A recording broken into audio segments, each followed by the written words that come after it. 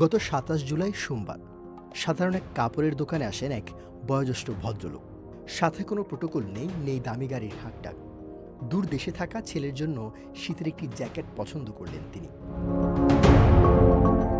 জ্যাকেটের দাম চাওয়া হলো ৪,২০০ টাকা। একজন সাধারণ ক্রেতার মতোই কিছুটা দামাদামি করে ৩,০০০ টাকায় তা চূড়ান্ত করলেন। এরপর প্যাকেট করার সময় কথার চলে দোকানি তার কাছে জানতে চাইলেন তার পরিচয়। মৃদু হেসে ভদ্রলোক জানালেন তিনি ঢাকা ২০ আসনের বর্তমান সংসদ সদস্য তুমিজুদ্দিন।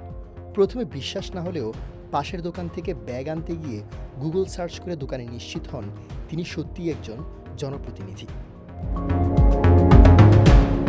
বিদেশের নামিদামি ব্র্যান্ডে অঢেল টাকা না উড়িয়ে দেশের সাধারণ মার্কেট থেকে কেনাকাটা করা আর অতি সাদাসিধে ব্যবহারে মুগ্ধ হয়ে যান সেই দোকানি। আবেগ আপ্লুত হয়ে সামাজিক যোগাযোগ মাধ্যমে শেয়ার করেন পুরো ঘটনাটি।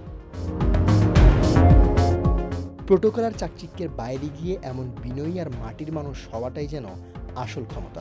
এমন জনপ্রতিনিধির সাধারণ জীবনযাপন দেখে প্রশংসায় ভাসাচ্ছেন নেটিজেনরা, জানাচ্ছেন শ্রদ্ধাও।